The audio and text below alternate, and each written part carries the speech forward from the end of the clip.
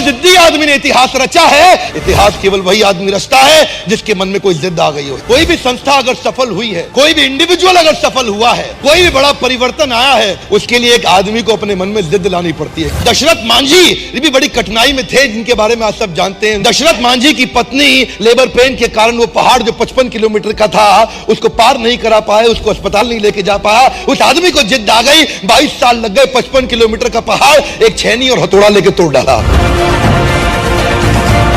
एक source motivation का होता है बिलीफ सिस्टम। बिलीफ सिस्टम ये वो ताकत है आदमी को कुछ भी करने को तैयार कर देती है। आप जानते हैं मंडेला 27 साल जेल में पड़े रहे, कोई प्रॉफिट नहीं, इंसेंटिव नहीं, बिलीफ सिस्टम बड़ा पावरफुल था।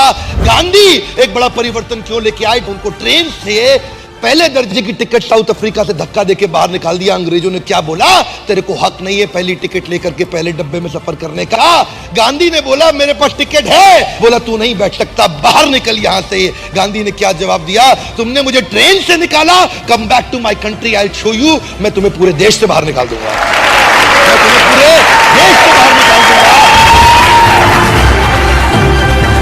एक आदमी कभी भी इतिहास रचता है किसी जिद के कारण, एक बिलीफ सिस्टम के कारण। यह बिलीफ सिस्टम कमजोर भी हो सकता है, मजबूत भी हो सकता है। यह बिलीफ सिस्टम ऑर्डिनरी भी हो सकता है, एक्स्ट्रा ऑर्डिनरी भी हो सकता है। मेरी कौम जो बचपन से बहुत तकलीफों के साथ रही, एक लड़के को उसने नॉर्थ ईस्ट के एशियन गेम जीतते हुए देख लिया, उस दिन उसको जिद आ गई कि मैं खुद अपने स्टेट का नाम करूंगी।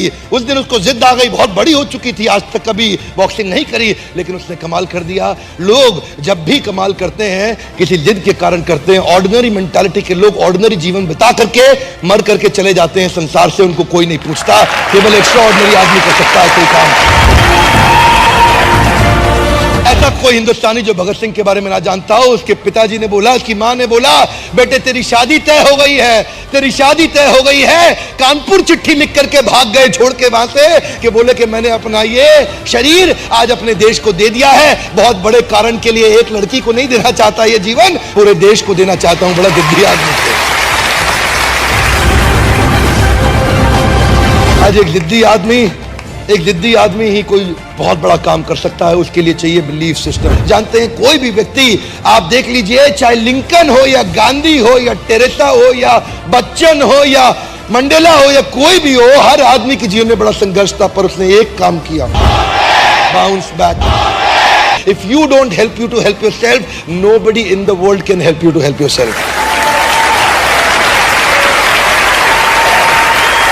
लड़की के बारे में सोच रहा था, मलाला यूसुफजई, जो 12 साल की उम्र में वो लड़की को उसने क्या बोला, टीवी पे एक इंटरव्यू में बोल दिया, तालिबान की क्या औकात, हमारी लड़कियों की पढ़ाई को रुकवा दे, उनके पास अधिकार नहीं है, मैं पढ़ना चाहती हूं, मैं पढ़ूंगी। और कुछ ही दिनों के बाद 2013 में क्या हुआ, एक आदमी बंदूक लेकर के तालिबानी उठा, बस को खोला, बस के अंदर घुस गया उसकी स्कूल की बस में और पूछा कौन है मलाला? वो बोली मैं हूं मलाला, और 3 गोलियां मारी, उसके सर से निकल के फट के कंधे में आ गई। और छोड़, जानते हैं आप में से कई लोग होंगे जिनका 12 साल का बच्चा होगा, 12 साल के बच्चों को 3 गोलियों से मार दो, और उसने अपने आंदोलन को और तेज कर दिया। नोबेल पीस प्राइज, दुनिया का सबसे बड़ा अवार्ड उसको मिला, उसी लड़की को, इतनी छोटी उम्र के अंदर। एक व्यक्ति इतिहास तभी रचता है जब वो जिद्दी हो जाता है। जिद को बड़ा करना चाहिए, अपनी जिद को बड़ा करो, अपनी जिद को पालो। जिस दिन इतनी हिम्मत आ गई, आप अपनी जिद को पाल के बड़ा कर गए, आपको सफलता के नए रास्ते मिल जाएंगे, और अगर नहीं मिले तो आप खुद नया रास्ता बना देंगे।